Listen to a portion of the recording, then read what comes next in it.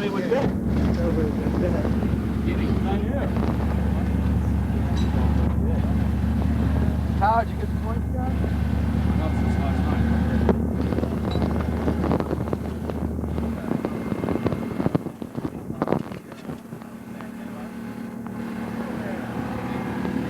Is this exciting?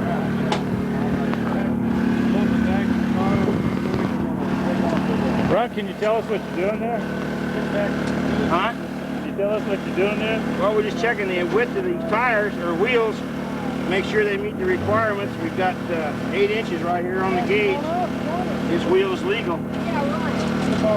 That's the requirement for this division. All right, here's our inconsistency.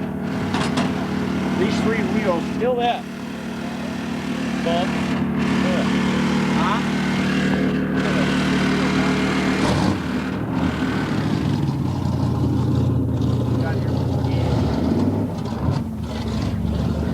See how tight that is? Yeah, pretty tight. All right, now we'll go to the front one. The wheels are all the same. Tires are all the same. Tires are all the same. See that one there? This one is a lot tighter than the back one. Now look, Same tire problem, right? 29.0s? same tire, same wheel as the right rear. It's the same problem with those you had last night. You really got your Well, that's a 27.5. That's a 29.0. 29.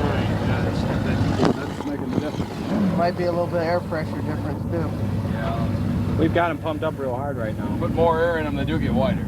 Yeah. We tried that on some of Carl's tires on the W Hoosiers. See, when it's set and we pump them up hard, because if you let them set with the sidewalls wrinkled, It's not good for them. they'll crack them.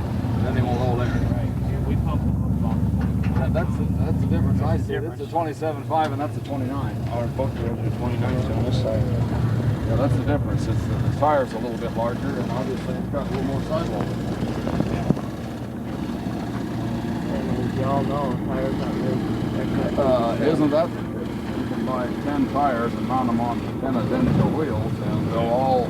Or you'll run one for 4 laps. Tires probably about half an inch difference than the other. Well, he's mine this car now. When he put that W that's on there right now, when he put that on the right rear, the gauge was snug, but we said, well, that's okay. It was tight. Came back the next week, the same tire on the same rim, and the tire had grown enough this way from heat and from racing that the gauge now fit loose on the same tire, the same wheel with the used tire. Yeah. Well, you can take these things, pump them up to about 60 to 80 Throw pounds. them in the back of the pickup truck. Yeah, leave them out in the sun. They'll grow about 4 to 6 inches. That's right, and that's what he did, and it pulled the tire in. Yeah. So now the tire goes good. Same tire on the same wheel, you know. Like you said, you go out and buy 10 tires and you don't really know what they're going to do. It doesn't matter what standard. You got to inflate them and see what they do. Yeah, we have to measure every tire. Yeah. Maybe I don't want to talk, Dan. Okay, I'll talk. This is Jack Jacobs. I'm in the pits with car number 25, NASCAR Charger, and the winner of last night's semi-main event, Pierre. Pierre, did you do anything different to the car? You mean since last night? Yes. Yes. We finally got shock absorbers on the front end for tonight. No, we won't look like a boat out there. Have you done anything different in the car in the last few weeks that made you win that semi-main event last night? No, nothing in particular. In fact, no changes. We were trying to make some changes by replacing this spring in the front to go to a little heavier poundage. And in the interim, we had to do some torching around there, and we lost the shock absorbers. It was running too late, so that's how we wound up last night without the shock absorbers. So that certainly wouldn't help, but then as wet as the track was, maybe that had something to do with it. That might have had something to do with it. Although it sure seemed like there was only one groove, and if you were in that groove, it's pretty hard for somebody to get around. You know, it was hard enough for me to try to get by somebody. So it was pretty loose up there. Well, you looked real good out there. I think, and from up there in the announcer's booth, it was the best I've seen you all this year. Perhaps it may have been the wet track, or just like I was talking with Lucky Larry, it was your turn. You were in the right place at the right time, and didn't get involved in any mishaps during the race, and there you were up front when the checker flag came down. That's a lot of it. Yeah. That's a lot of it right there. Luck, and just being in a front spot and being able to stay out of some trouble. Was any of your sponsors out here last night watching you win that event? Well, we're all with the company. Oh, is so, that right? Yeah. Okay, self-sponsored, huh? So you guys were all out here. How about any of the family? Anybody rooting for you in the stands last night? No, not last night, but Joe, my brother, he's got the kids up in the stands tonight. Oh, good. Yeah. So you're going to do it again tonight? Well, I'd like to think so. Going to try for the main this time? Yeah, as long as we can qualify. It's getting harder and harder. We've got a lot more cars, showing up every time. And everybody is getting their vehicles tuned in more and more. So it's making it a lot tougher to qualify. Competition getting a little rougher as everybody gets their cars tuned in out there. I noticed that you guys are moving a lot faster and a lot quicker around the racetrack than you were at the beginning of the year. Looks like most of the guys are getting, and gals I should say, are getting the bugs out of the car. So it's going to be real interesting out there tonight, especially with that extra $250 for the main event from Gatorade. Everybody's going to be going for it tonight. I would think so. Yeah. Any plans, any kind of strategy you may use tonight, any different than last night? Just try to stay out of trouble, just like what we were saying. Got to go for it. You got to try to get up there, but if you can stay out of the accidents and keeping the car running. And for me, with my problems of heating, if I can keep the car from overheating tonight, we expect to at least get a couple of points. I don't know if we'd be up in the top, but we're sure going to try. Well, good luck to you tonight. Stay in a safe lane. There you go. Okay, we'll see you out on the track. Thank you. Thank you, Pierre. I'm here with Dan Umphris in NASCAR Charger number 10. This is your wife that we have with you tonight. We said that she wasn't going to have to talk, but I lied. Anyway, Dan, you looked real good out there last night. You made your way up from the back in that main event, and how's the car handling? How's it running? Seems to be doing pretty good. It could always be better, I guess, but I'm learning, I've never done this before. This starting last in every race and having to work my way up is a real good experience. I'm really enjoying it. It's a lot of fun. Have you been having some unluck with the pill draws not being out front for the night? Yeah, that's it mostly, yeah. And cut a tire once in a while, Especially the way the track was last night. I was just talking with Pierre, and from what I seen and from what he says, if you were up front last night, it was awful hard to pass guys out on that racetrack. Yeah, it was hard. It was all mud. I passed 16 cars in 20 laps. And I don't know how I did it. I don't either, but I seen you going, and I seen you charging last night, and I'll tell you what, you were looking real good out on the racetrack. How about your pit crew? You have much of a pit crew? I just have my dad and my wife. That's it. And they help you out? Yeah. Huh? Real supportive? You bet. Got any kids? Not here. No, Not here, they're all grown and moved away and married. Not that old, my goodness. Oh, yeah. No, we're not. No, we're not really. This is shoe polish on my beard here. So what is your name? June. June? Mm-hmm. June Umphris? Uh-huh. I hope. Yeah. And you were supportive, having a lot of fun out here at Raven? Oh, great. I love it. Yeah, it's a lot of fun. Good to see you out here. You got any sponsors yet this year? Just our shop, Engines, etc. Engines, That's all I etc. have, Oh, yeah. that's your shop, huh? Yeah, I own it. Oh, good. Where's that located at? It's over on the north side, Ruthroff and La Cholla area. Way up in there, huh? Do you sponsor any other cars out Jesse here? Brown, number 72. Yeah, I sponsor him. That's what I thought. Yeah. What's the strategy for tonight? What do you have any plans for winning out there this evening? I'm really hoping the track is a little bit drier tonight than it was last night. You like it better when it's drier, huh? Yeah, it was so wet that you just had the one lane and you really couldn't pass anybody. I like the track's dry and it's a nice wide track. I like being able to pass people. And last night was real difficult. It seems like you're learning more and more each time that you come out here, because we see you coming up toward the front of the pack. You're being real consistent, and I think not too far down the road that you just may have one of those mains in your belt. Well, I'd love it. That'd be great. I'm trying. I'm trying to be consistent and smooth and stay out of trouble. That's the big thing. It's somebody bumps you with these tires, they have real thin sidewalls, and it just don't take much to cut a tire. Yeah. Now, about the first 4 races we were out here, we lost 1 tire every race, sometimes 2. That gets expensive. Yeah, we bought, I think, right in the very beginning, we went through 5 tires, just boom, just like that, But I'm just trying to stay away from them now. Just pick them off one at a time. Maybe you ought to look for a tire sponsor. Yeah, that'd be Good great, idea. wouldn't it? I think everybody out here would like to have a tire sponsor. Well, listen, good luck to you tonight, and stay in the safe lane. Hey, I appreciate it. Okay, We're we'll going to see be you out later. there trying. All right, thank you. Thanks a Nice lot. meeting both of you. Bye-bye. Thanks a lot. Jacobs, I'm here in the pits once again with Daryl Fisher, NASCAR Charger number 3. Daryl, brand new automobile for you, huh? Yeah, so we had it out last night and had a lot of problems with the motor. Oh, was that right? Yeah, we got it straightened out, I hope, tonight. Was last night the first time you've had this car out? Yeah. This year? Yeah. Have you been racing before? Yeah, I used to race go-karts when I was younger, and then I got in trying to move up now, hope to get a late model. Was last night your first race ever in circle track racing as far as Charger division? No, I drove Bob Vanhorn's car at the beginning of the year, number 1 Charger. Okay, yeah, I remember that. Yeah, and I drove it, and that's about the only time. But in essence, though, you are a rookie in stock car racing, huh? How does it feel out there? Are you scared? Are you nervous? No, I want to go faster. You want to go faster? Yeah. What was the problem with the engine then, last night? We had a problem with the distributor seizing up and took all the wiring off the motors, so got that fixed today, and hopefully we can get it going. How was it handling out there? It was a little hard to tell. I know it's pretty wet last night. But well, if we get a little bit, motor runs better, I'll be able to tell how the chassis is working, and hopefully, it seemed like it's going to work good, though. Who's sponsoring you this year? Well, it's my mom at Brassfield's Auto Parts and Performance Engine, Auto Recyclers, Fisher Engineering, and Ben's Auto Salvage. So you got some good sponsors behind you, it sounds like. Everybody's helping me out a lot. Nice looking automobile. Tell us a little bit about it. What year and what kind is it? It's a 70 Camaro. It has a small block Chevy in it, 350.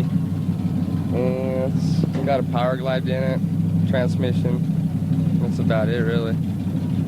So you think you're going to do pretty good out here and then go into the late model division? That's your goal? I'm praying. That's been my goal since I was young. So that's How old are you? 19. Are you married? No, not yet. No, I don't think so for a while. No girlfriends hanging around? Not right now. Racing's too important to me. Racing's important to you. Yeah. Getting in your blood, it sounds like, Daryl. Oh, yeah. Well, listen, good luck out on the racetrack tonight. Keep it in the safe lane, and we'll be watching you. Thank you. Thanks.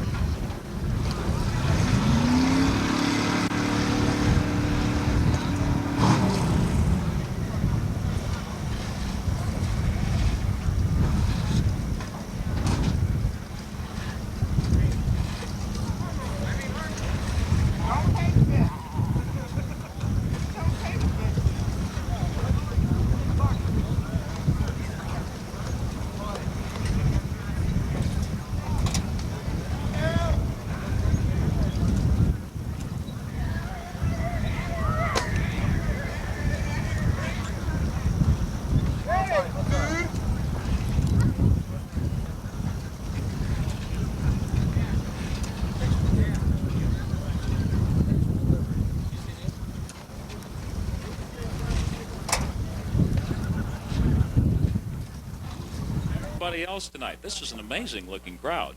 Good looking crowd. I've seen some ornery characters in it too. I think we're going to have some fun with this bunch tonight. Good. And a slick and quick program that I have a feeling you developing that itch. Yes. National anthem is ready. Dave Maness is ready. He is sitting on ready, front and center right now. So why don't we go down to him and say good evening to the man who brought this baby from dream to reality. Let's give him a warm welcome, ladies and gentlemen, Mr. Raven Raceway, Dave Maness. Thank you very much. Nice to have you all out here in severe weather conditions again, but we're not going to hesitate. We're going to roll right on, so we'll get the show in. If you'll all please stand up, take your hats off. We'll have our national anthem. We'll get the first heat right out here for you.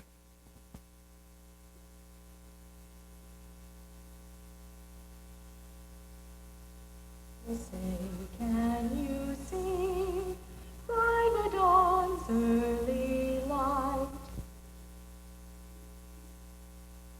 proudly we hailed at the twilight's last gleaming, whose broad stripes and bright stars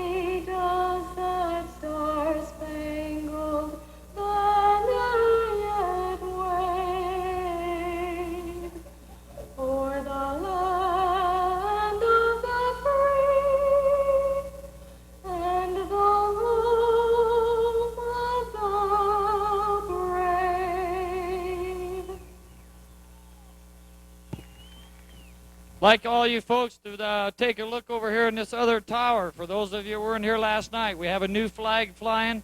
It's a POW MIA Missing in Action flag. We are very proud to be flying it here at the racetrack. We've had a lot of veterans out here and a lot of service people. One of the servicemen donated it. He wishes to remain anonymous. So to that serviceman, I know he is here. Thank you very much. We're very proud to have it up there. Got a couple announcements while we're getting the first heat over here, and George is back on the flag stand. Next Friday night we have the off-road program, which is the same program we've been running. It's three-wheelers, quads, motorcycles, off-road cars. Been a real good show. It's been increasing every week. You might want to attend that. It's $5 general admission. Next Saturday night, we got the super modifieds and the midgets, and we're going to have that's Coca-Cola night. And tonight is a special night because it's Gatorade night. Gatorade of NASCAR has provided $300 bonus money to the winner of the late model main event tonight, so it brings it up to $900 to win.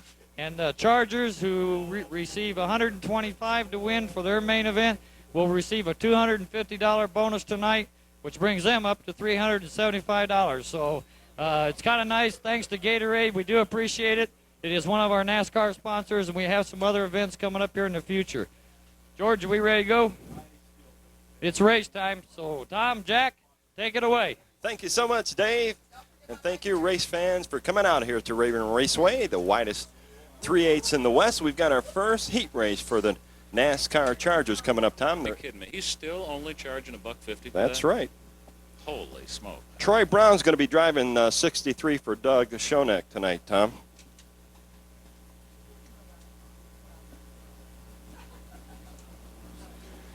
Well, George looks at him, but I guess they're not lined up because they're 3 abreast. No, they're about 5 abreast right now, 4 or 5 abreast. Could get worse before the evening is over. Wilson getting a rude awakening up there in turn 4. Almost, had he done that last night, right about now we'd be calling on Gary's towing to break out the winches and pull him out from the middle of a mud bog. Gary's towing might have got stuck last night.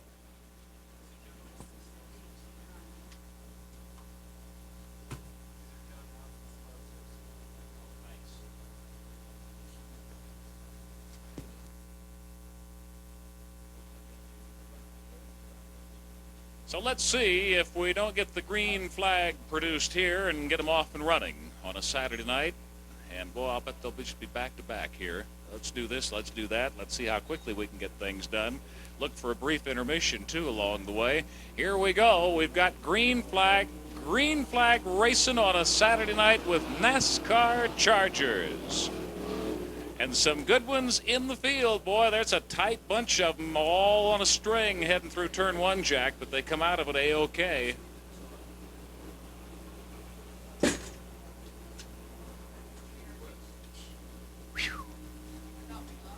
Glad that was your stool and not you.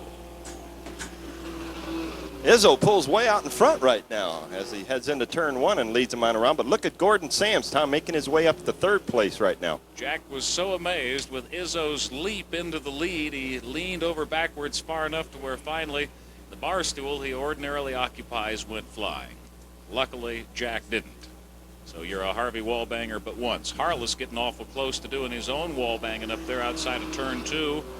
And why, it's hard to tell.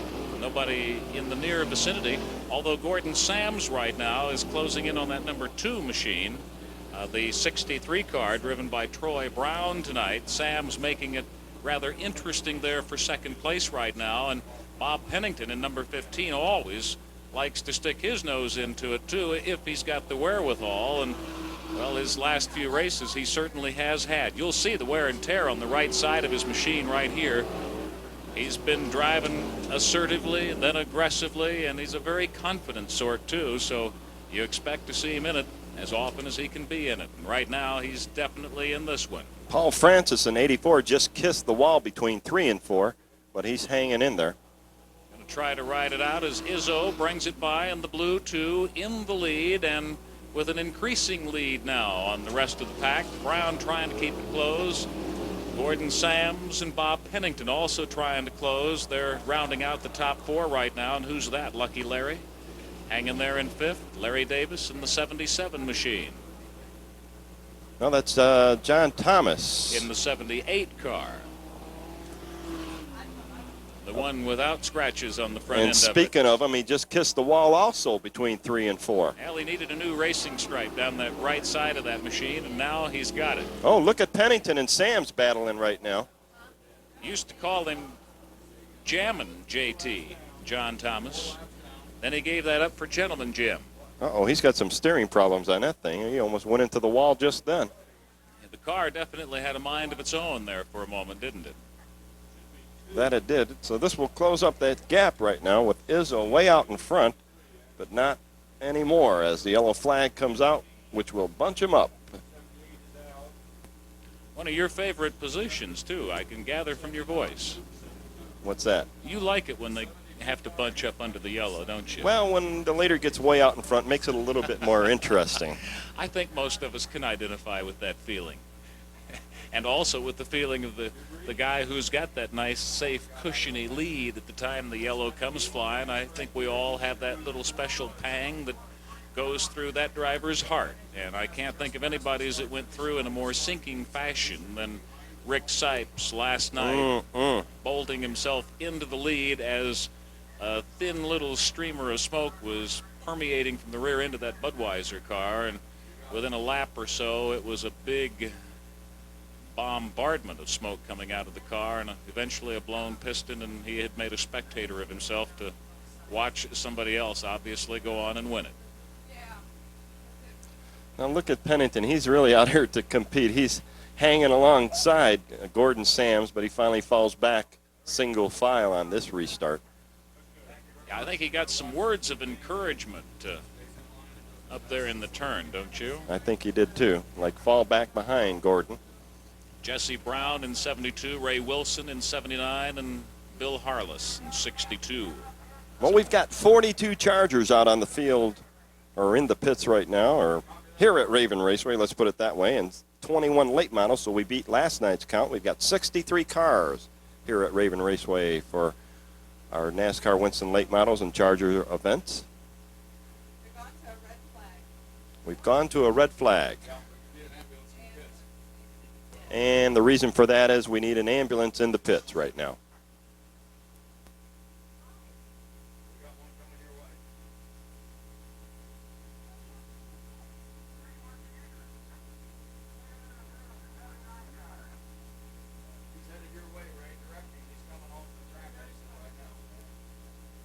So a pause in the action as the red flag and red lights are out. Gary's towing heads into the pits also. One of his trucks. So the green flag ought to be coming out shortly. Oh, we're going to get the fire crew into the pits right now, so it's going to be a slight delay.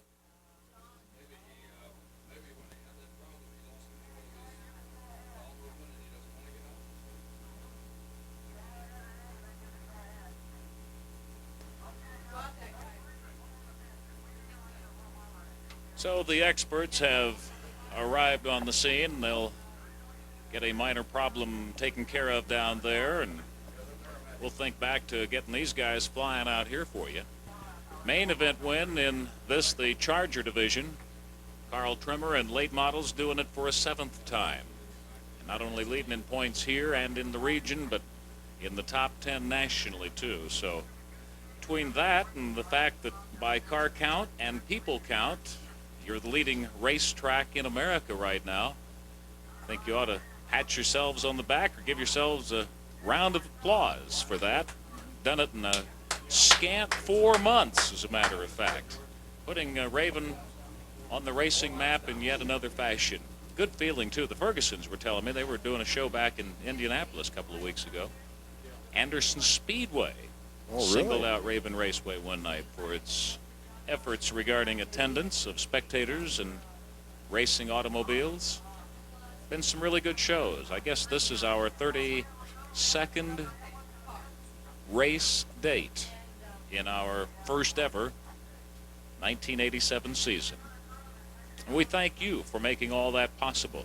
It's really made a neat touch to something that was already neat to watch from its very beginning out here back in before the month of April when we finally got things kicked off. Well, John Thomas was trapped in his car in the pits, and that's the reason the ambulance and tow trucks went over there. But I believe the situation's under control now after that little mishap he had. It was a strange thing. He scraped the wall up there, then almost dove into the wall down here. So we'll trust and hope he's well, and any updates we get, we'll pass them along to you. Todd Izzo updating to the way it was before.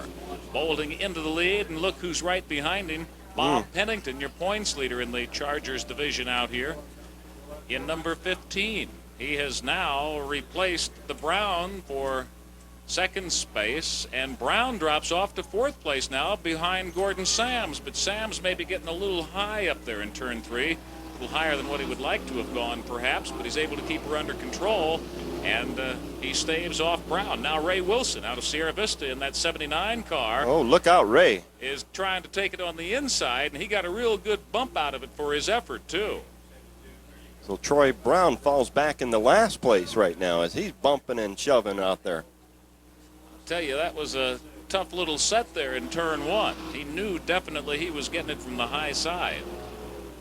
Izzo, Pennington, and Sams now followed by Jesse Brown in the 72 car, and then Wilson hanging right on him, having come out of that bump and grind in turn 1 just a lap ago.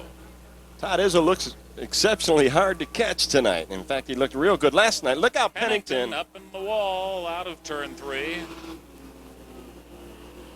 Must have got caught in that mud magnet. White flag out. One more for Todd Izzo and the rest of the field. And it doesn't look like they're going to catch Todd. Izzo all to himself up front. Closest to him is Gordon Sams, and almost a quarter of a lap back.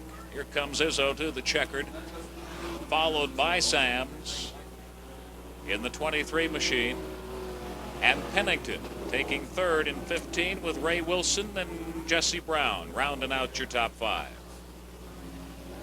So Todd Izzo looking real well out on the racetrack tonight. Just pulled away from everybody both times, even after the yellow. Just seemed like it was his race from the beginning. Wins this one. Todd from Tucson, sponsored by RTT Transmissions. Let's give him a good hand, folks. The winner of this first heat race, Todd Izzo, the car number 2. Gordon Sams in second. Bob Pennington winds up in third place. Ray Wilson from Sierra Vista brought her up into fourth, and Jesse Brown and fifth. Bill Harless in sixth.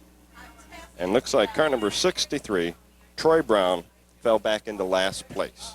Sonnen Perry Dufik. John Banks in number 49 will be on the inside of the second row. John from Tucson also.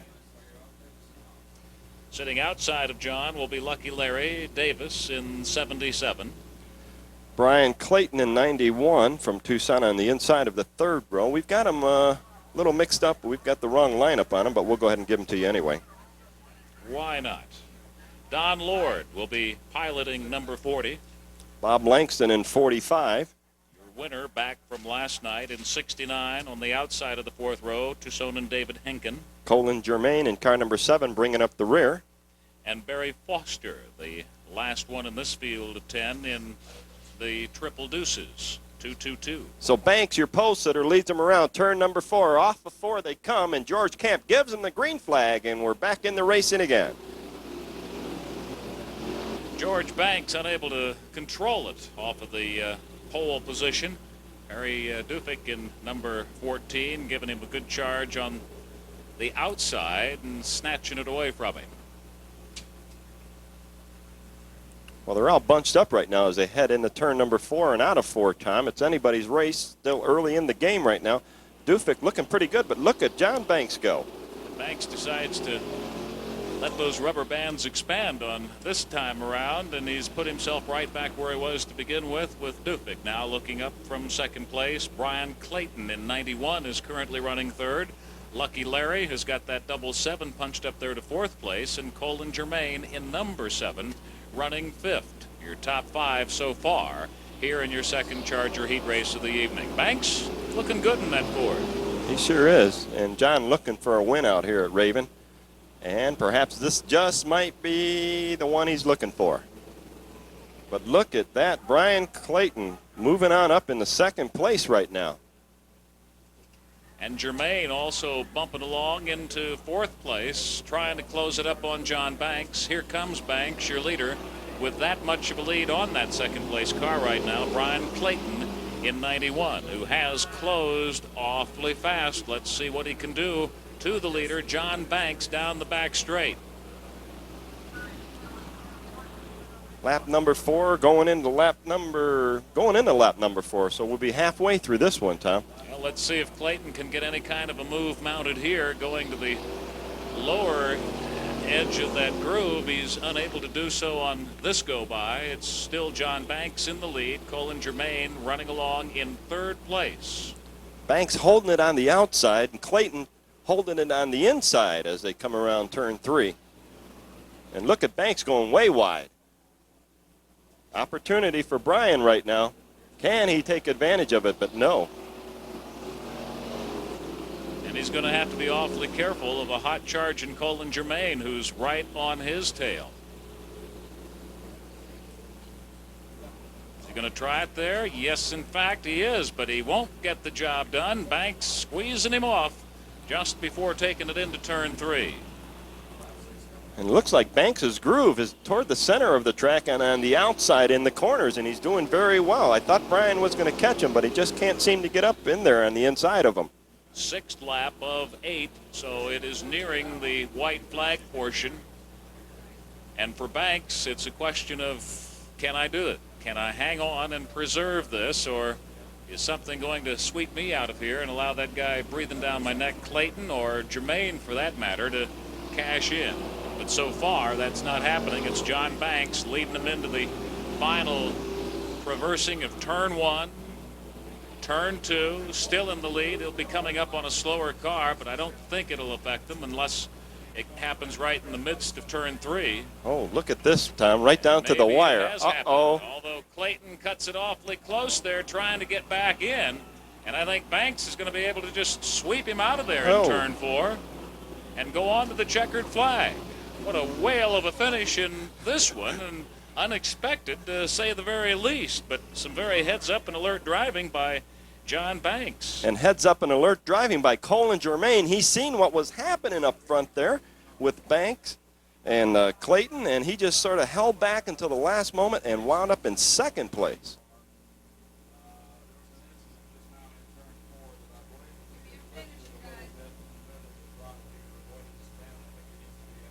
So John Banks wins this one. And that car number 49, Colin Germain, in car number 7 winds up in 2nd place. Bob Langston in number 45 in 3rd. Lucky Larry Davis brings it into 4th place. And Perry Dufek in that car number 14 brought her up into 5th place. And I know Banks is happy about this one, folks, so let's... Flavor to it, what with a lot of Masonites and Phoenicians and Las Cruces and Globes, and good little field here. Eyeball and George right about now with their peripheral vision. It's not worked, fellows. Nope, looks like Bronco Billy Brandon jumped the gun a little bit from Whitwell and did not stay alongside of him. So George tells him, he didn't even look at him that time. He just turned his head to the right and says, I have a feeling they realize, too, when George ignores them, they better be real careful not to get him just completely out and out and mad at him. I bet he doesn't ignore Sandy, his wife. Not that way, anyway. Better not be. Ron Whitwell on the pole, and we've got green. We're off and racing with your NASCAR Winston late models for the first time on a Saturday night. And based on last night's show, ladies and gentlemen, I think this ought to be heads-up racing right from the get-go this evening. And off the get-go, you've got a pair of red machines up front. Bronco Billy Brandon in 55, Terry Green in the O'Reilly Chevy number 14, running along right behind him. And Green, I would think, Jack, is seeking a little of vengeance to last night having left from the pole and not figured in the finish out here. Look at Marion Smiley making his way on up behind Green right now and just past a couple of cars there in turn number 1. As I expected, it's a flashy one tonight right off the bat. And Bronco Billy Brandon is running in a class all by himself right now, although Terry Green and Marion Smiley would like to think otherwise. Let's watch them and see if they're able to close up on your leader in 55, Billy Brandon sweeping by us now. Smiley going wide and Green on the inside, but Smiley could not overtake him that time. Robert Townsend in that 98 machine tagging along in 4th place right now and moving up on Smiley. They've all got to move up on this guy right here, though, if they hope to change the flow of things. Jack, if my eyes are not deceiving me, Brandon looks awfully good right now. He looks real good right now, but we've got a battle for 2nd place between Green and Smiley using the outside of the track to try to overtake Green. Almost too hot. Boy, I'll tell you, he had that right rear riding right on the lip of the groove. And don't think Terry Green doesn't realize it and hear him and feel him and sense him breathing down his bumper. Look out, Robert. It. Oh, up against the pole, and as the yellow comes out for Robert Townsend in 98. Whew. Seemed like he just got on a big patch of ice back there, didn't it? Sure did. Boy, he just lost it. Got wobbly at first, looked like he had straightened it out, and then the next thing you knew, he had ridden it into the infield lower lip, and bingo, he went right up over the hump and took a sideways ride into the light pole, taking a beating, and it keeps on ticking. We've seen that happen before out here up in turn 2 earlier on this season. Keeps on ticking. Isn't that Timex? Although we got a little more of an angle on that turn 2 lamp post, as I recollect. This one doesn't look to be too shook up, as a matter of fact. No, it don't. Scott Hilger in the number 15 car is currently running along in 5th place. Carl Trimmer right behind him in 6th place.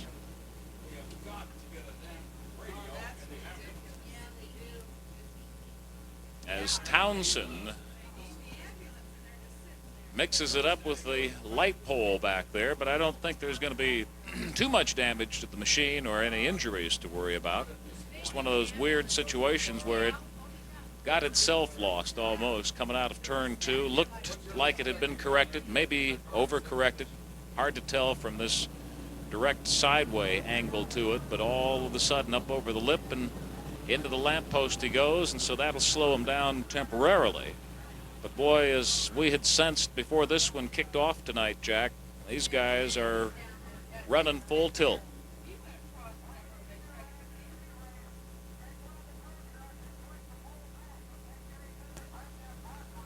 Well, folks, it looks like that Robert Townsend is okay. Let's give him a good hand for a valiant effort. Car number 98, Robert Townsend. He's okay. 5 laps down. This first heat race for the NASCAR Winston late models, as Bronco Billy Brandon leads him down the front straightaway. As soon as we get the track cleared up here, we'll be getting back underway.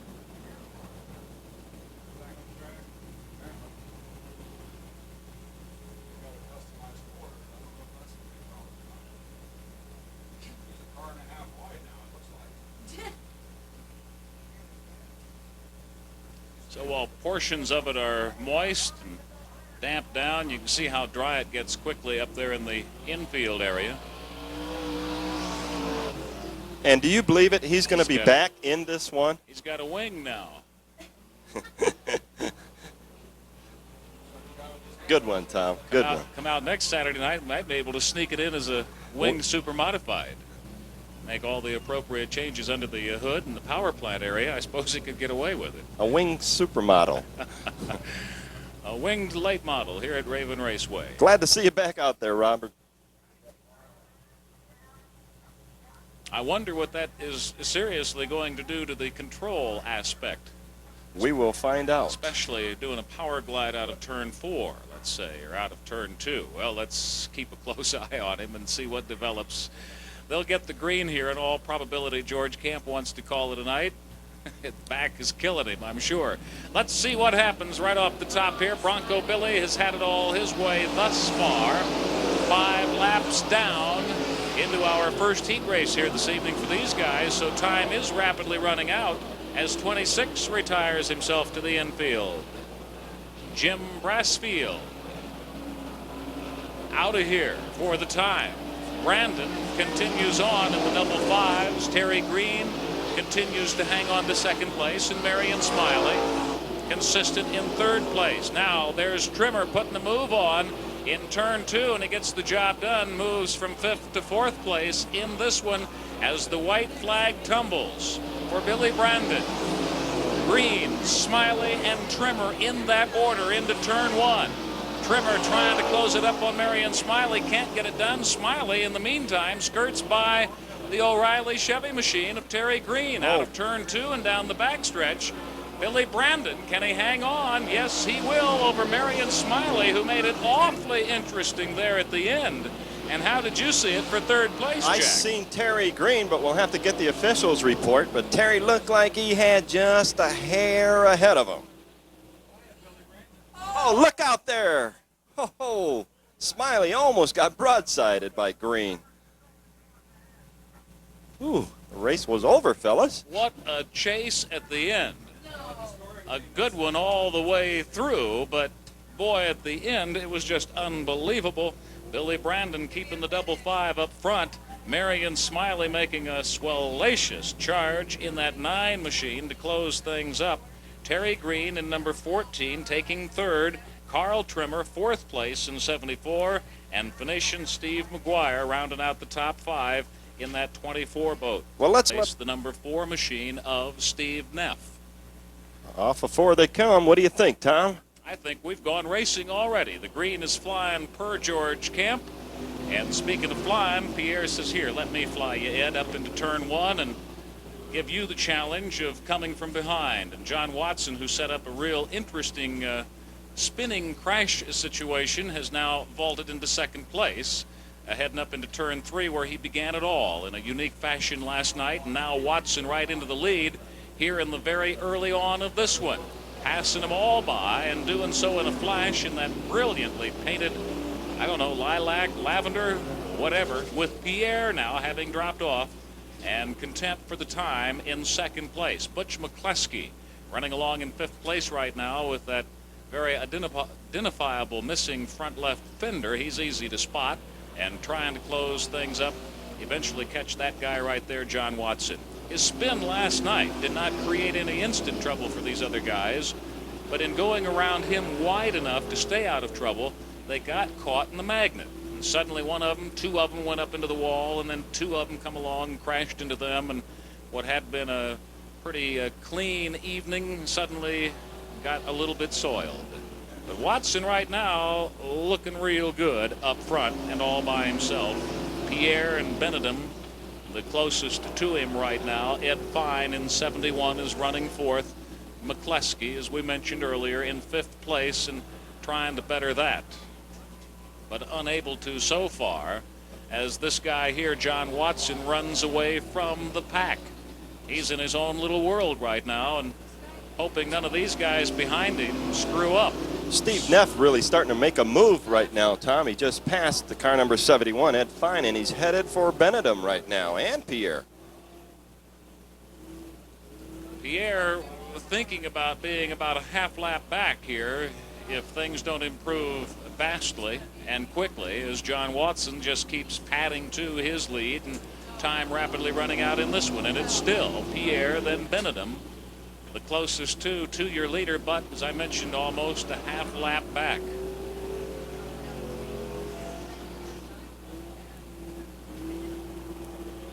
So maybe that situation last night down there in turn 3, Jack, of Watson seeing everybody come sliding, skithering around him, has pumped some new adrenaline into him, you suppose? I suppose, Tom. Look at them all bunched up as they head into turn number 1. Seesawing back and forth for positions. Look out, Neff, up against the wall with the white flag coming out. 1 lap to go for John Watson as of right now. And all of this and then some for a lead on George Bennett right there up from Wilcox, 111.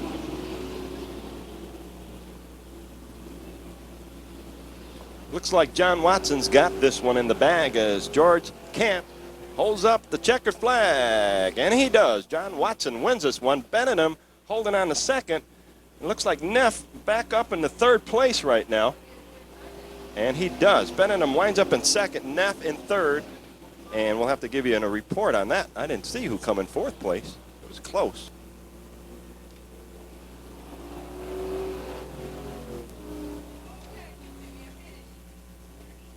Neff in 3rd, and you've got Pierre now figured out for 4th place there with Eric Simonson, who won it all out here just a few weeks ago, rounding out your top 5 in this go-round. Give him a good hand, folks. Car number 30 for winning this heat race, John Watson. Good job of driving. Hey, good job by George Bennett in 111, Neff in 4. Neff falling way back and then regaining it back up into 3rd place. That was a fancy job of handling that car. Like you say, Pierre wound up in 4th place after leading some of the race at the beginning. Simonson in 5th place. In the pole position in that 06 machine, responsible for setting the pace now, that Ron Bishop is following in 98 on the outside. Langston and Fetter, Fisher and Vanhoff, Bennett and Izzo, Fetter and Umfris behind them as they get the green flag. And we're off and racing in our 5th race of the evening. 5th heat race for you, Ron Bishop, piloting that 98 machine off the outside pole and right into the lead in this one as traffic gets pretty thick up there in turn 1, Jack, but they all come out of it so far without paying the price. And speaking of John Fetter, John slips his way up into 2nd place right now as McMurrick falls back. Under the Nelco sign out there. Holy smoke. Gordon Langston hanging in there right now in 3rd place, but Gordon being challenged there by Sheila Vanhoff. And also that car number 3, Darrell Fisher, on the outside of Sheila as they go side by side down the back straightaway. But Bishop, like in our last heat race, is deciding to leap out front and then pad to it. Hope for a non-yellow situation and just cruise off to the early win here. But John Fetter says, hey, I'm on to that game, and I'm not about to let that happen. Sheila Vanhoff putting a good move on down there inside turn 1, Jack, and able to close it off there temporarily in 3rd place, but now she's dropped back to 4th. Although, let's see how she rides it through 3 and 4 here as they all give chase right now to Ron Bishop. Look at this by Gordon Langston making a move on Fetter right now. He's making every effort, unable to get it done, so he'll ride to her outside through 1 and out of turn 2. Now he's able to pull ahead. Will he be able to preserve it? Tucking low, perhaps, up in turn 3. Yes, in fact, he gets the job done. But there's your leader, Bishop, with that much of a lead as Fetter gets awfully squeamish down there. But Langston comes through in flying colors, and that number 3 machine of Darrell Fisher is closing awfully sweetly right now, too, running just ahead of Sheila Vanhoff. Good competition going on right now. Everybody trying to jump into 2nd place because 1st place is just out of reach right now. Or so it would seem. A yellow back here, though, could certainly tighten things up, but we have to be running out of laps on this one. So if there are any moves to be made, they better be making them pretty quick, because here comes Ron Bishop, your leader. Lap number 6, Tom. 6th lap, only 2 left. Would seem to me, unless he gets yellow, he's got this one wrapped up, and then the only mystery left is from this position, 2nd and 4th and 3rd on back. Tony Izzo trying to close things up in the 02 machine, unable to do so just yet. White flag is in George Camp's hand and waving for Ron Bishop. 1 lap to go. Only question marks are 2nd, 3rd, and 4th. And right now that battle is being fought out of turn 4 and coming to the white flag themselves. Gordon Langston, Fisher, and Sheila Vanhoff. That's your top 4. John Fetter rounding out the top 5. He's running in 5th in that 19. But not too close to the top 4. Bishop gets the checkered flag in this one, serving a similar notice to the warnings he issued last night with regard to being ready to do a little of his own, cashing in all probability, and now he has done it. Gordon Langston takes 2nd, Darrell Fisher 3rd, Sheila Vanhoff, and Dan Umfris to round them out. Well, Darrell Fisher tried to slip in on the inside of Gordon right there, but he just couldn't do it. As Ron Bishop, let's give him a good hand, folks. Car number 98, Ron Bishop wins this 4th heat race. Gordon Langston in 2nd. Fisher tried to slip up underneath Gordon at the finish line, but couldn't do it. John Fetter had 5th place all sewed up, Tom, but Dan Umphreys just charged at the checkered flag, undertook Fetter, and wound up in 5th place. Fetter falling back to 6th. Our Winston late models in their second heat race opportunity this evening. They look so good already. I can smell green. I see green folded in the right hand of starter George Camp. Paul Banghart has probably got a pretty good sense that this one's going to go green any moment now, and it does. And here we are, and how about Paul Banghart? Will he be able to hang on, or will it be Mike Hancock from Eloy vaulting in the lead in turn 1, setting it up in the early on, as he has done a great number or so I seem to recall weeks past out here. Banghart going awfully low up there in turn 3. I don't know if he's losing power or if he's just not where he quite wants to be. Jack Ickes has got the J7 piloted up to 2nd place now, and Jack Cocott, that car that he planted in the main event win column out here last Saturday night, in 3rd place as we go to yellow with a breakdown in turn 4.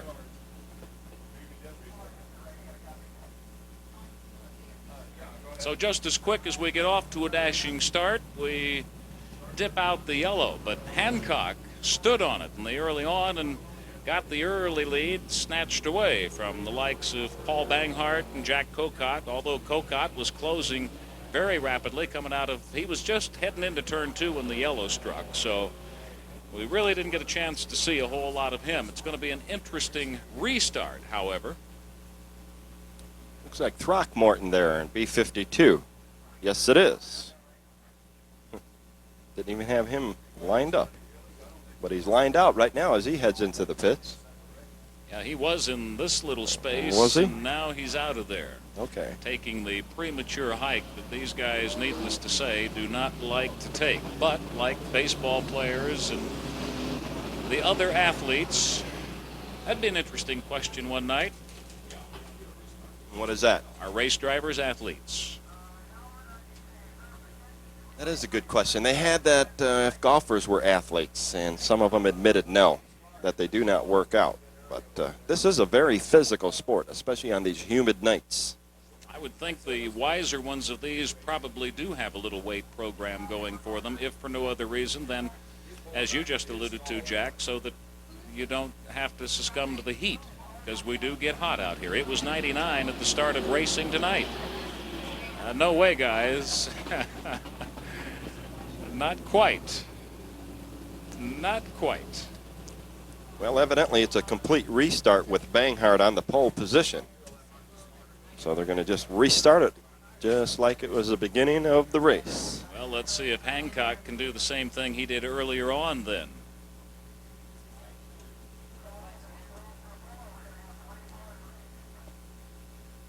Well, Jack Moore is going to wind up on the inside of the 2nd row on this one, and even Ivan Russell has moved up. J7 on the outside of the 2nd row. Here we go again, Tom. They've impressed him this time. They've got green, and Banghart gets another chance off of that pole position. Can't get it done. Mike Hancock again powers it by from the outside pole, but Banghart snatches it right back from him on the lower side of turn 2 and moves away from not only Hancock, but you've got Trimmer also moving ahead of Hancock in that 2nd turn maneuver. And Jack Ickes in J7 is once again bumped along to 2nd place in the early on of this one. Ivan Russell with the Coors Light 17 is running along in 4th place right now, but closing rapidly heading up there into turn 3 on Trimmer and company. Your leader, Paul Banghart, in 71. Jack Ickes right behind him. Jack Moore is now in 3rd place, just ahead of Ivan Russell, and he loses it. Moore does, temporarily up there in turn 2. A great recovery, and also a great opportunistic driving by Ivan Russell to slash by him on the inside, but now Russell has got a heavy plume of smoke emitting out the rear end of that Coors Light car. In fact, it looks an awful lot like the Budweiser car looked as it took over the lead out here last night. So the Brewski cars having their fair share and then some of troubles over the past couple of nights. And with Russell down, the yellow light comes out with Jack Ickes having bolted into the lead just ahead of Jack Moore. a bunch of races all of a sudden within a race. 2 laps chewed up in that process. What an exciting and flashy quick 2 laps it turned out to be, with a lot of changing going on. But probably the most sickening is that pale blue trail that suddenly showed up behind Ivan Russell. And Banghart has gone out of this one, car number 71. Don't see him out there. Those are a couple of expensive attritions. So it looks like we lost Banghart, Russell, and Throckmorton. And with 2 laps gone. And only 2 in an 8-lap event. Moore moving up in the 2nd place. Cocott hanging on the 3rd with Lang breathing down his back. Mike Hancock falling back to 5th place. Herb Lang trying to make up toward his brother. Green flies once again. We've gone racing. Yet another time, Jack Ickes, J7, in the lead. Jack Moore, the 23T car, trying to close it up. Likewise, Jack Cocott, who puts a neat pass on out of turn 2 and moves himself into 2nd place. Just a week off winning his first big main event here at Raven Raceway. Now running 2nd to Jack Ickes, and looking pretty good in that position too, I might add, Jack. You can bet your bottom dollar he's going to try to make a move on him, and sure enough, he goes on the inside down the front straightaway, but just couldn't get up in there, Tom. Moved into a tie temporarily on the back chute with the leader, Jack Ickes, but he could not hang on to it, could not maintain it. And look out, number 88 in 3rd place, Dwayne Lang, who had him a red-hot run in the main event out here last night, and now just barely running ahead of Jack Moore in the 23T car. This is going to be a close one, Tom. I'll tell you, right down to the finish, as Ickes holds on to that first position, but Cocott desperately trying to get it. And look at that, Tom. Mike Hancock has dropped from one-time leader to 6th place in this one. Cocott vaults into the lead down the back chute, and that's how they'll shape up coming out of turn 4, facing the white flag lap. Cocott in 94, followed by Ickes, and then Dwayne Lang in number 88, your top 3. Jack Moore, Herb Lang, Mike Hancock round out your top half dozen. But it's checkered flag time here. And Jack Cocott in the Borderland Construction Special has got her planted right where he wants it. Back in the win column, staving off Jack Ickes in a dandy dash to the finish here. Good job of handling that car, and good maneuvers by Jack Cocott in that car number 94. Just hanging back there into the last couple of laps and making his move on Ickes and winding up winning this 2nd heat for the NASCAR Winston Late Models. Let's give him a good hand, folks. Car number 94, Jack Cocott. What a good show it has turned out to be, especially, again, thinking about how things looked and smelled just before we went running tonight. That was my shoes off, Tom. It's amazing. I can't believe how hot it still was at race time, but that 99 had not gone down despite what we thought was a relatively brisk breeze blowing through here. So we were at 99 degrees and 23% relative humidity when this one cranked off tonight. And even with all that threat in the area, well, it's been nice to see her just go skirting on by. The her, of course, being Maw Nature. I don't know, maybe Dave has got a direct line worked out with that great racing god in the heavens. Things have really gone swell for him so far here in August, and I guess if anybody deserves it, it is he, after the way that lady kicked us around in the month of April. Not so much rains, but boy, we had our fair share of wins in the inaugural month of the inaugural racing season of Raven Raceway. Hanging way in the back there, and now he's got it going. Maybe he's using a strategy like I used to. Keep off the wall, just let everybody go. See how many drop out, right? Just hang in there. Camp looks at him, Tom, and let's see if he does it. Oh, yeah.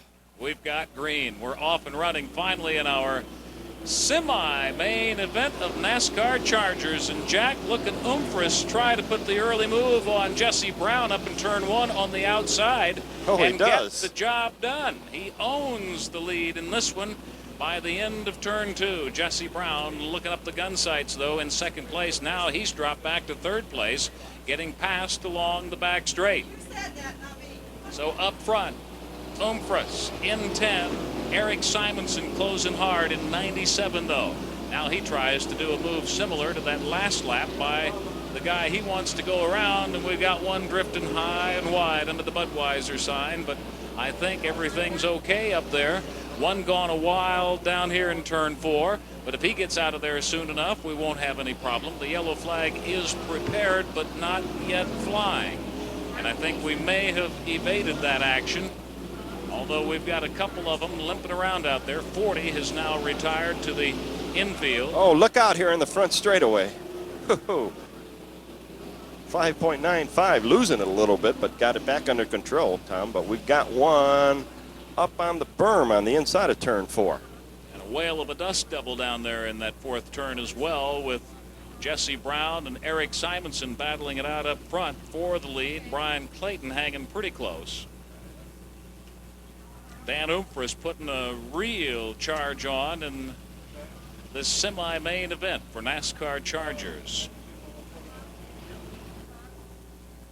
Look at John Vanhorn in number 1 coming way up from the rear and currently holding 6th place right now.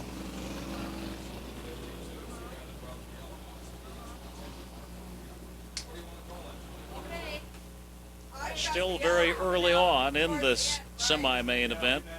Few laps burned. A 15-lap affair in its original thought. Look at that, the Fetters. John Fetter leading his wife right in front of her, matter of fact. And Pamela in car number 18 right behind her husband. Let's see.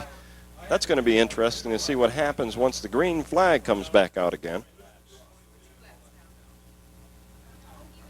2 laps down out of 15. Just in case you lost count, what with the slow start of this one here. Dan Umfras in the driver's seat of this one in that number 10 machine right now. Sponsored by Engines Etc. That number 10 car of Dan Umfras. Eric Simonson in 97, sponsored by Simonson Generators. Certified Auto Electric and Quaker State, as well as Alpha Plumbing, Greco Painting, and Lou's Designed Communications. Folks who stand behind that 91 car, which is currently running in third place here.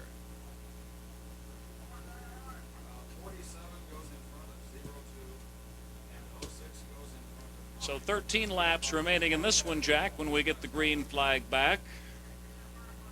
I think we'll just about be to maybe a brief break time then. Lucky program numbers, etc., and a couple of big main events to wrap up what so far has been a really pleasantly swell Saturday night here. Hope you're enjoying it too, you folks who've opted to come out and be a part of us tonight. And again, thank you for doing so. 5.95. Marvin Catlin went into the pits with some kind of problem. So perhaps he's out of this one, or perhaps he's not.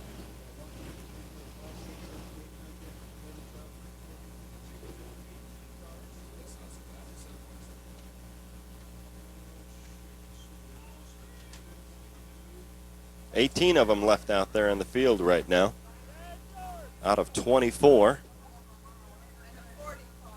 Lost 6 of them already. Interesting to lose that many by second lap time.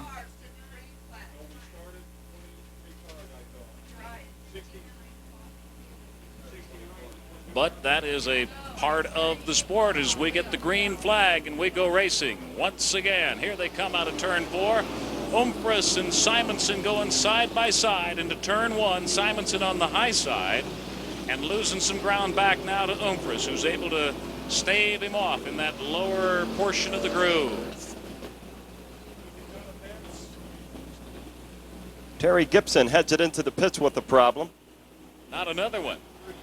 Umfras in the lead. Simonson trying to close him off, and Brian Clayton running along in third just ahead of Butch McCleskey now, who has battled his way up to fourth place in this one, displacing Jesse Brown in the process. Oh, look at them both go wide as they come out of turn 4. Smurf car bringing up the rear and looking to get himself lapped. Probably yet this or the next lap, as the leaders come pressing ever so close to him down the back chute now. Dan Umfris in number 10, maintaining the lead with Eric Simonson, a big winner out here in recent weeks in that 97 car, in close pursuit. And they're in close company with the Smurf coming out of turn 4, but able to do so minus any problems with him. Butch McCleskey closing along in third place right now, with what looks to be a pretty decent shot in yet this lap, as Umfris finds Simonson climbing up on his outside, and Simonson's going to want to be awfully careful up there, Jack, not to let that right side stick out into the softer and slower stuff. I don't think there's a whole lot of it left. Not a whole lot. That's really packing down good. Simonson really trying to get past Umfris, just can't quite make it, as George Camp looks like he's going to put the halfway marker out on this one, Tom. Still looks like a dark rim around that portion of the track up there, and you're right, he does give him the halfway sign. So Umfris has come halfway to getting what he's come here to win tonight, but he's also got some strong contention in the vicinity in the form of Eric Simonson in 97 and Butch McCleskey in number 36. Those three all alone at the top of this one, coming out of 3 and through 4 now, and about to bring it by the grandstands area. Umfris, Simonson, McCleskey, that's how they're running in company. They've got plenty of traffic to work themselves through out of turns 1 and 2, and you see McCleskey the most affected by that slower traffic of the 3, and he got held up a goodly bunch, Jack. Oh, he fell back quite a bit. Umfris in traffic right now along with Simonson, and they're just making their way on up, just inching their way past these fellas. Look out there, Simonson. Bouncing off a feather a little bit. A little bouncing around up there in turn 1 that time, and you would expect it with that much traffic. 3 abreast as McCleskey passes in between down the back straight and heading up into turn 3, trying to close things up on Danny Umfris. That's an exciting position to be in right now where Umfris is, and many cars out on the racetrack still, and just having to fight his way through traffic of the slower cars. Well, he's about 4 cars away, Jack, if he can wing his way through those 4, of being back into a situation where he could have the track pretty much to himself. So I'm sure he senses that opening up ahead and is looking forward to getting up there here, working well now into the second half of this, the semi-main for the NASCAR Chargers. Lap number 11 down right now as Simonson takes him on the inside, and Simonson jumps out in front. And they've got 3 cars in front of them as they head into turn 3. Plenty of traffic up there, and it looks like it's not working out for Simonson, who took the low road. And sure enough, Umfris is right back on top. That's smart driving by Umfris. He just took advantage of that. Uh-oh, we've got some debris down on the racetrack right here, turn number 4. We've got a wild spin up there in turn 1, too. Maybe had a little something to do with it. Well, this is going to be really interesting now, Tom. 12 laps down. And Jesse Brown retires to the pits. We've got a smoker over there coming out of turn number 4. This will bunch him up once again. Boy, I'll tell you, that was smart driving by Dan Umfris. He's seen Simonson gonna run into some more traffic, and Umfris took the outside and Simonson took the inside, and Umfris wound up with the advantage, jumping out into the lead because Simonson had no place to go. He had traffic that was lapped in front of him. So is that 54 with serious looking smoke pouring out of it? Heading into the pits. So attrition has played a big factor here in what started out to be a 27-car field. Now down to 13 cars as I count them. So we've more than 50% of them. Oh, there goes another one in the pits, number 40, away. Don Lord. That would leave 12 with Lord leaving. maybe what we discussed earlier as strategy would pay off well. And maybe Tony Izzo is very smart for just hanging on the low side and not really worrying about being in the thick of it as much as maybe thinking about being around at the end of it. Also that David Fox, realizing that many times yellow flags come out in these larger car count races, so he's just hanging right in there. 3, 6, 9, 11. Well, we've got one down here at 8, turn 4. 11, 12. That's our 12th car. So down to an even dozen. Oh, he's got it back started. Started back, whatever. No, he's not out. Well, once we get the 47. We can keep all these blank cars moving. We can figure out what the line. Where's 47 go? I hope you're able to pick up on. Where did he go? He's out there behind the 71 car in front of the 99 car. 36, 18, 99, 97 This is where we need a scorecard. Dan Umfris now with Butch McCleskey right behind him. And who's left? Pamela Fetter in 18. Dave Manus with his radio and hand descriptions going crazy at the start-finish line. He's trying to speed the process up and make this sucker work because he's probably still a smidgen worried about Mall Nature dumping on him here tonight. Although it seems to be pretty decent environmentally speaking.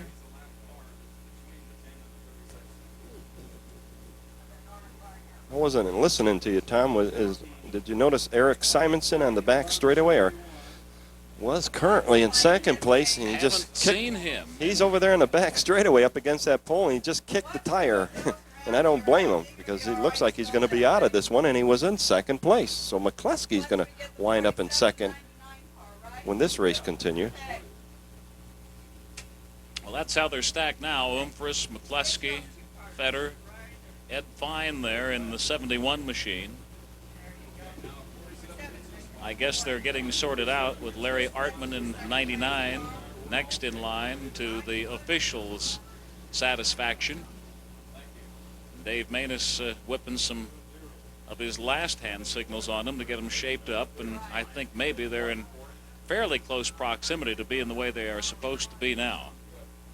Although I don't see the green flag making any hurried moves off the floor of the flagman starter's cage. Excuse me. So let's see what happens here.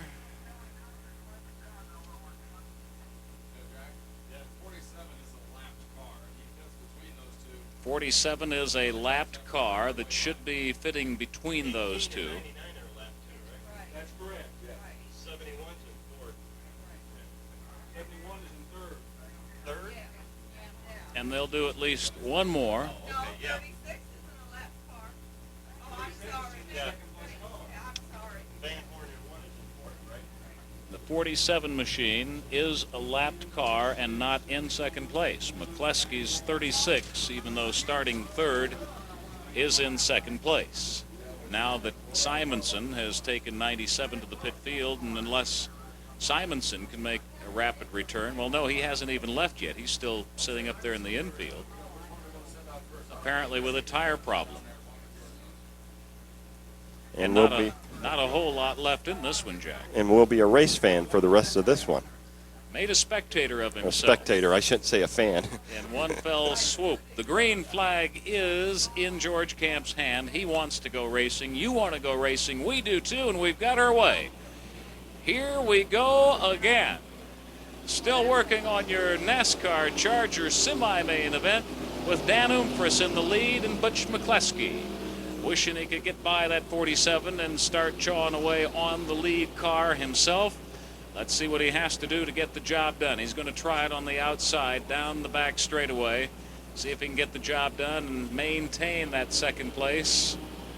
Even on board. Come up on Umfris a little bit, if at all possible. Oh, look out, Vanhorn. Ed Fine pushing 71 real swell right now, too, Jack. He's all alone in third place. but they're strung out. The top 4 or 5 are, and then we lose a couple of them up there in turn 2. A wild spin, a couple of them touched and got tangled up in that one. It looks like maybe it has disabled at least one other racer besides itself, sitting down there on the low turn 2 apron.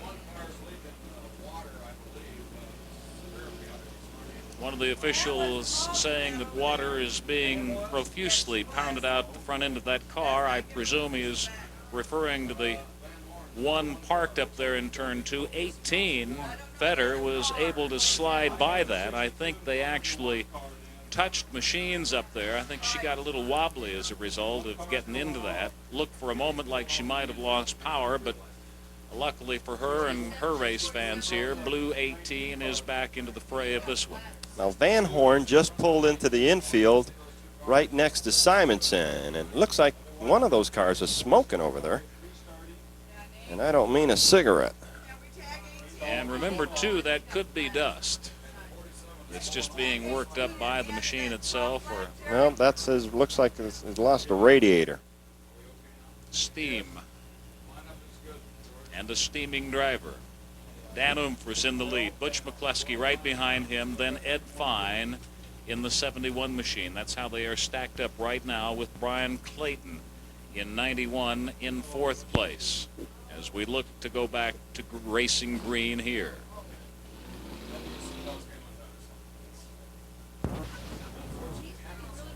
My goodness, Jack, what was that? I don't know. Hey, I was doing an off-road show here one night. You weren't here, and I got a Mexican radio station on these earphones. I had one earlier this evening over here on the left bank. I was having a hell of a time.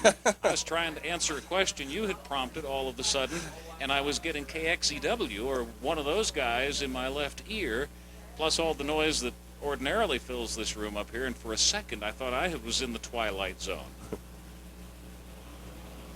Only 9 cars left out of 23 that hit the green flag in the beginning of this one time. Well, they'll hit the green here again. Umfris hits it best because he's in first place, and he'll try to stave off Butch McCluskey and Ed Fine and Brian Clayton. That's how they stack up, the top 4 in our restart stance. Bill Harless there in 5th place, coming out of turn 2 and trying to catch up with the top 4.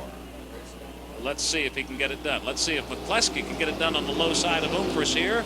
Heading into turn 1, they're awfully close to one another, but McCluskey is staved off on that low turn 1 lip. And look at Ed Fine say, hey, this might just be my opportunity to better myself off from 3 to at least 2nd and maybe 1st place.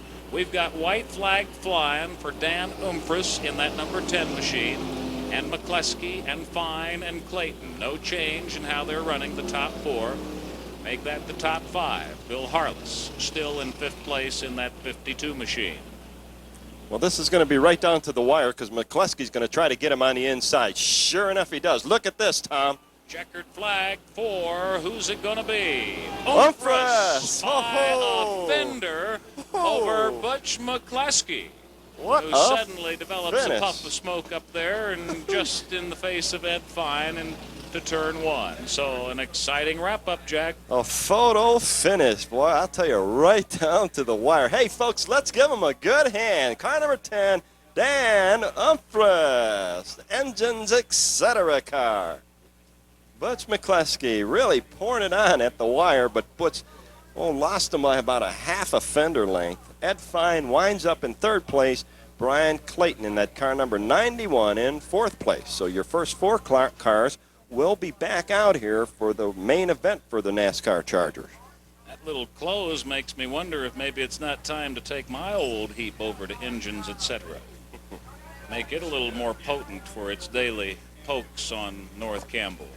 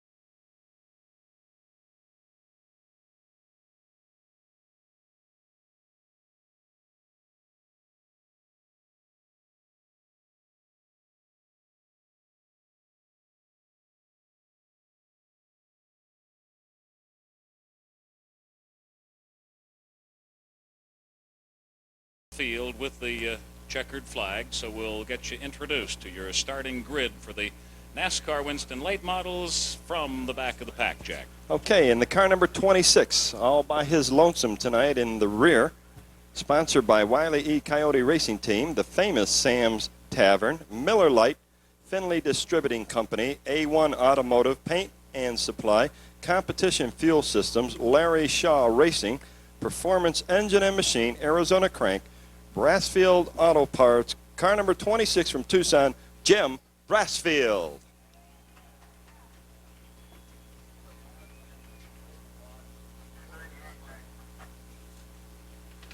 Next up will be the 98 machine, sponsored by Arizona Machine and Tool Center Incorporated, Townsend Racing Works, and American Spectrum Corporation.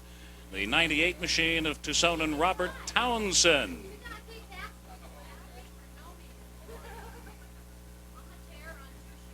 In the car number B52, sponsored by Performance Engine and Machine, Certified Auto Electric, Brassfield Auto Parts, Braswell Carburation, Copper State Towing, Simonson Generator, ABC Radiator, DeYoung Motorsports, Ron's Racing Products, D&M Manufacturing, Jamie Throckmorton Jr. Next machine, number 34, is sponsored by Brandon Brothers Texaco, Pete's Auto Repair, Roger Hale Farms, Arizona Crank, Bowes Distributor, Tucsonan Ronnie Whitwell.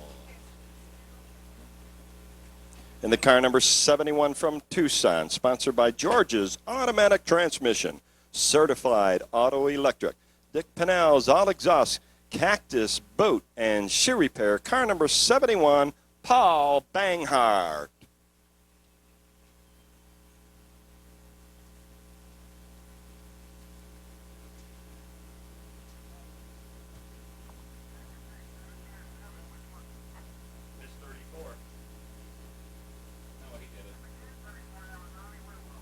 Let's go to 7 next, George. He's still looking for sponsors, so if you're in the area tonight and would like to get your name on a Mesa car, because he no doubt could spread the word up at the other end of our interstate also. He's down from Mesa, obviously. Gary Hyde. Driving that car number 17, sponsored by Coors Light, the Coors Light car and A. Pierce Company. Also sponsored by Arizona Spring, Townsend's Racing Works, McLaughlin Body and Paint, Pima Welding Supply, and Pennzoil, a Corvette. Car number 17 from Tucson, Ivan Russell.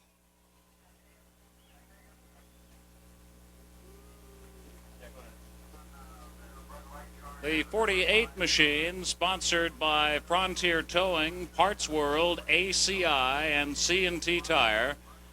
Tucsonan Lou Malandrone.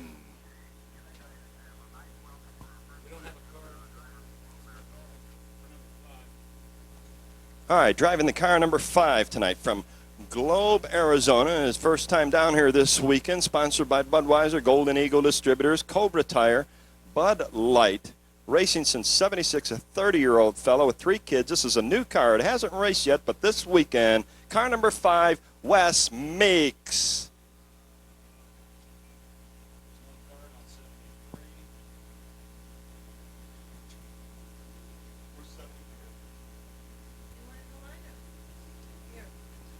Number 15 next, sponsored by Dick Harrell Performance Center and the Welding Shop. Over racing at Raven tonight from Las Cruces, New Mexico, number 15, Scott Hilger. And the car number 73, sponsored by Hancock Towing Garage in Eloy, Valley Auto Parts in Eloy, the Eloy Pickers, and Snap-on Tools in Tucson. Guess where he's from? He's from Eloy, Arizona. Car number 73, Mike Hancock. The 87 machine, sponsored by Eastside Engines, DeYoung Motorsports, Valley Marble, and the Tucson Boxing Association. That's Tucsonan Herb Lang.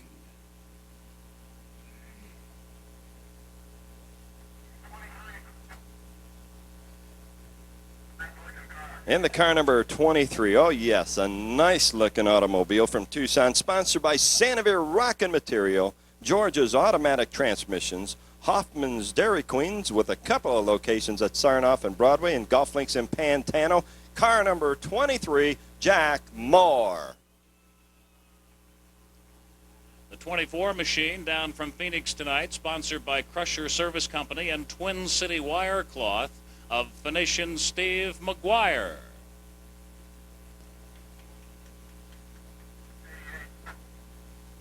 From Tucson, sponsored by Eastside Engines, DeYoung Motorsports, Valley Marble, a Chevy 406, car number 88, Dwayne Lang.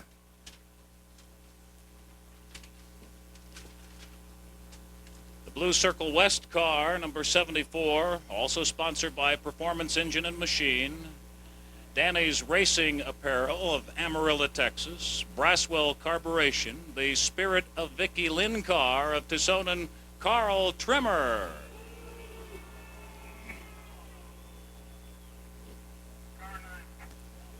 From Tucson, sponsored by Southwest Stucco, Sunset Ornamental Iron, Cold Road Lounge, the Bootery on Craycroft, DNR Communications, our oldest driver out here, 72 years old. Just kidding, Marion. That's Marion Smiley. The number 14 machine, sponsored by O'Reilly Chevrolet, Townsend's Racing Works, Arizona Machine and Tool Company, Tucson On Tape, Steen Engineering, and Foothills Automotive. He's Tucsonan Terri Green.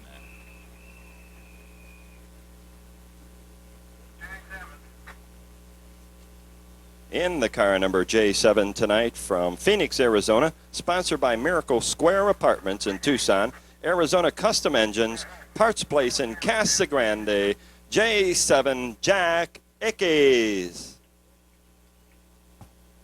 On the outside pole, they call him Bronco Billy. Sponsored by Marketing Concepts, Brandon Communications Systems, Brandon Brothers Texaco, Bob's Engine Service, Certified Electric, and Jack's Towing. Enjoying his 8th season of racing, Billy Brandon. And your pole sitter tonight for your main event for the NASCAR Winston late models, the Borderland car, Borderland Construction. And Jack Cocott thanks Morgan North, the owner of Borderland Construction, for all the help he's been to him. And Morgan is out here tonight. Welcome, Morgan. Sponsored by Borderland Construction, Performance Engine and Machine, Quaker State, Pro Construction, Terri Trailer Sales, Certified Auto Electric, car number 94, Jack Cocott.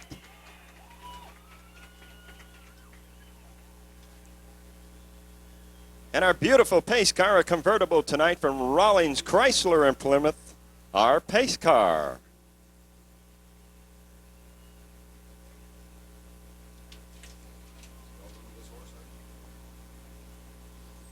Strange things up here, you know. Tony Barrow calls the cars puppies. Howard calls the radio horses. He says, y'all done with this horse? I caught him going to feed it last night. Seen the ladies as we came in tonight and almost ran over one of them. Really? Yeah. Cocott coming away with his first main event just a week ago. Having served notice, he's capable. The man sitting to his outside, Billy Brandon, has not cashed in on a big main event as yet. Probably feels his time is coming. And here they all come, expecting green flag, and George turns his hip and his nose to the air, saying, I got a bad smell from somewhere within that pack, and I'm not going to turn you loose just yet. Jack Ickes down from Phoenix in that J7 car is sitting in an awfully good position, and compared with his past running, Marion Smiley to his outside, a similar story all the way, and he's been doing it less weeks out here than Ickes has. So any of those front four, Terri Green has been knocking away, burning up one tire after another. But here we go. We've got us a start, like it or not. Oh, my goodness. And we've got us a crunch, like it or not, down here in turn 4. And one hell of a mess is all I can say, Jack. It has taken Smiley out for sure. Lang is out of there. The 9 has got it on all corners. Both Langs caught it. Both Langs, as you say, are in that fray. It looks like the Malandrone machine. Jack Moore is sitting there backed into it. Holy smoke. Something happened, boy. I'll tell you and what. That new car that Marion Smiley just braggingly brought in here not too many weeks back from down Alabama or Arkansas way is going to need a lot of special attention this week. He's got her at both ends. The old Oreo cookie syndrome for a guy, ironically enough, whose nickname is Laughing Boy. But that's not the case now, needless to say, as the rest of them bring him to a rest up there looking on from in between turns 3 and 4. I can't remember so far in 5 months of it, Jack, this quickly and to this large an extent going afoul. This is about the worst one I've seen so far in the late model division. I mean, we had, 5 or 6 spin out last night, but nothing real major. You saw this one setting up. The rear end of Smiley's car had come up, and he was giving it that old sideways appearance, trying to power his way through turn 4, and all of a sudden smacked from behind, not once but twice, and in 2 different areas of his car, which really gave him a wild spinning sensation. And as you can see, he has come out of it the worst of all of those cars that are broken down up there and oozing waters and other liquids into the lower stretches of turn 4. So Gary's towing and all of our other officials have got their hands full up here with this one right now.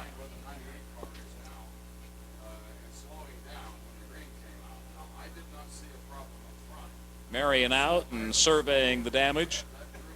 Won't take long to figure he's got quite a lot of it.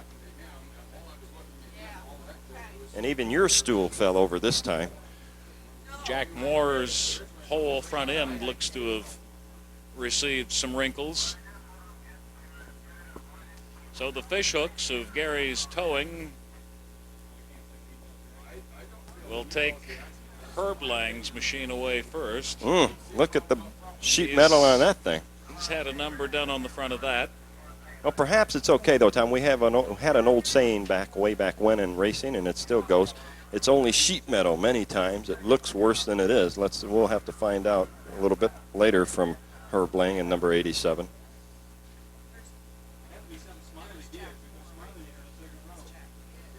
I'll see some of the drivers out of their cars and using a lot of sign language amongst themselves to try to explain what's happened here. That's Jack Moore walking down the front straightaway, not very happy after this one. Let's give him a good hand, folks. Jack Moore. Good try, Jack. Sorry to see you in it. Given us many a good show out here, Jack. It's a doggone shame this early on in this one you're relegated to looking on. But that's the same story for at least Marion Smiley. Probably also going to hold true for both of the Langs. Another car down there I can't identify just yet, but doesn't seem as though there's a lot of exterior damage on whoever's machine that one is. And all the rest of them, the survivors of that initial foul up, are just kind of waiting it out down between turns 3 and 4.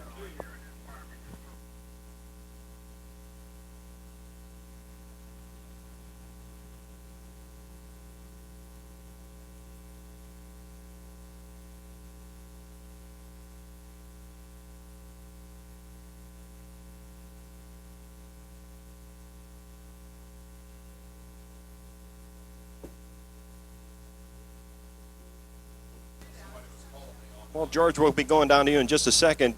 Dave wanted to announce that this is about the worst late model accident that we've had here at Raven Raceway. In fact, a few of the cars are really messed up. Let's give them all a good hand for a really valiant effort, folks. Let's let them hear it out there.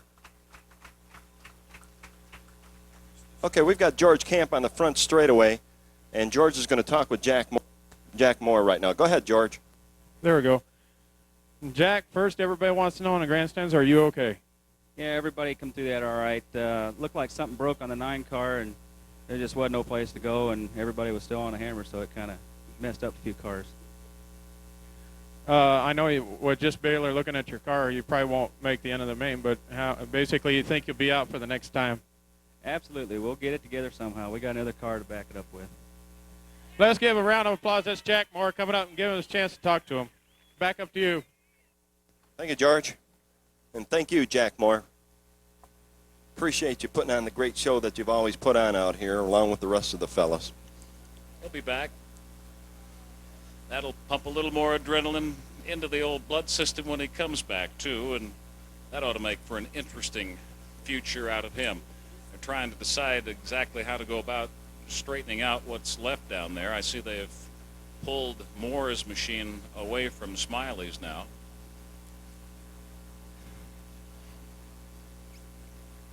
It appears as though something broke in Marion Smiley's car, and that would explain the sideways expression of that car. And there just being no place to go with them bunched up that tight in mass, no alternative but to run him over or try to go through him. Not that they voluntarily wanted to do that. There were just no options left, and you see the net results. It all happens so fast, Tom. You're in the car, you don't realize that a car is stalled or broke something in front of you, and you think he's moving and he's not, and the guys behind you think you're moving and you're not, and this is the result of it right here. This will be the result of a lot of midnight oil burning, too, in all probability across this week, as these guys try to get them rerouted, turned around within a week's time. Jack's got some major problems in the sheet metal area up front. Hopefully none of these superstructures have been too messed up underneath.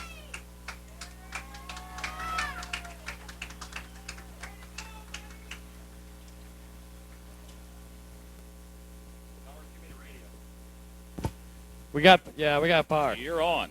All right. Marion Smiley being the good sport that he is, and all these guys are down here tonight. Smiley, I actually have what happened to the car. Can you tell the people up there what happened? Yeah, I think the 5th coil on the rear end broke as we come off the corner, and the rear end came out beneath the car. It just jumped up, turned sideways. So it was one of them racing accidents that we're all sorry to see. It costs a lot of money to keep these late models out here running. And Marion, we're so sorry it happened, and I'm sure the other drivers don't blame you for it. It's one of them deals where a suspension part breaks and it gets the car out of control and chain reactions start a lot of times. So we're glad you're okay. We're glad all the drivers are okay. We hope to get you back here soon, Marion. Thank you very much.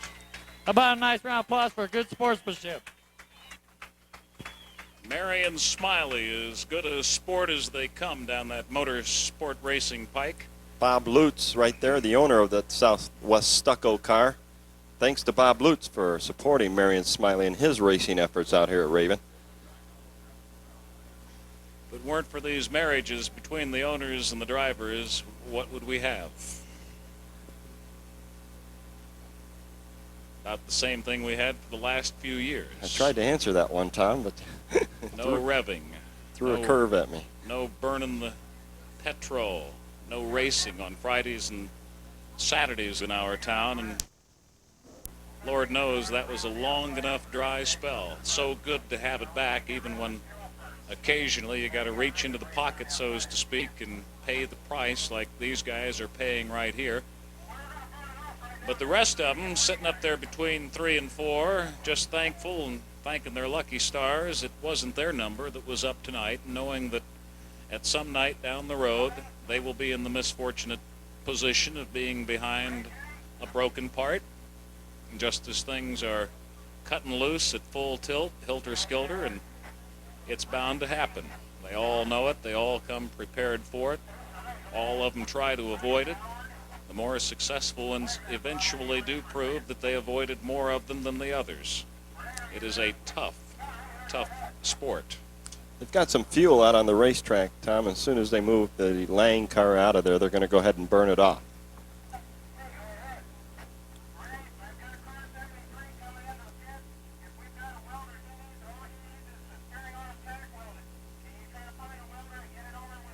So if we had hot dogs and marshmallows with us, we could go crazy here as they get the fuel cleaned up. Carla Campbell, if you are able to hear this announcement, please return to your seat. Carla Campbell, return to your seat, please.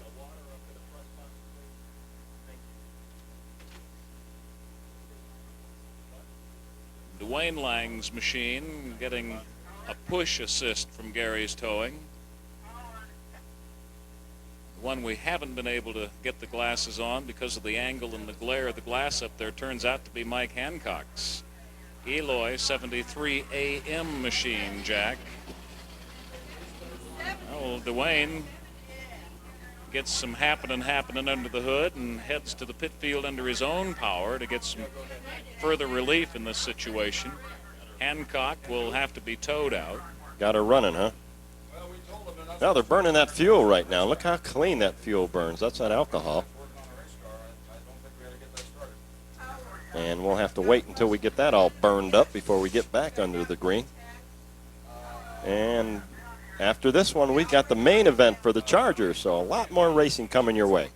Joey Chitwood were out here tonight. We could set up a board barricade through that fire and have him go crazy for us, right? That'd be interesting. Well, I enjoyed the daylights out of his shows. He used to put on throughout the Midwest back in the, here we go again, the 60s. 60s. Late 60s. When I was born. Early 70s. Charlie Clayton out there, one of our cameramen. Charlie, did you bring your marshmallows tonight? Yep. And Scott taking a picture up this way. Look at him. Snapping her way. Well, while we've got a few minutes, we'd like to announce that on August 15th, that's next Saturday night, we've got the off-roads here Friday night on the 14th with the quads, motorcycles, and three-wheelers. But on August 15th, next Saturday night, the Automotive Wholesalers of Arizona and Coca-Cola night. And they've got a lot of nice, upgraded door prizes that they'll be giving away. Also, the Auto Wholesalers are adding $1,000 to the purse for the super modifieds and midgets. And they're also having a race, the Automobile Wholesalers of Arizona, and it's going to be an 8-car special Charger race. So it's going to be a fun night along with the regular show of the USAC midgets and the Wing Super Modified. So plan to be out here next Saturday night. And the Super Modifieds will also have a little get-together with the Special Olympics out here that night. So plan to be out here early. We're going to have a full house for that one.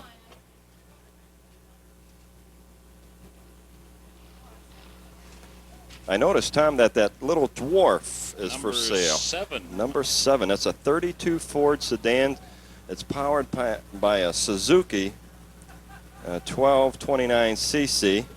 It's got CR carbs, stage 2 cams, bullet clutch, extensive headwork, and it's the best of everything. A winner of 30 out of 33 main events and lots of spare parts for just $49.95.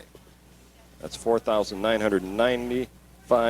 Complete spare motor, same as in the car, $19.95. Actually, with a little bit of digging around, Jack, I think there's probably about a half a dozen machines that one could buy tonight, including one of these late models that is pretty much race ready.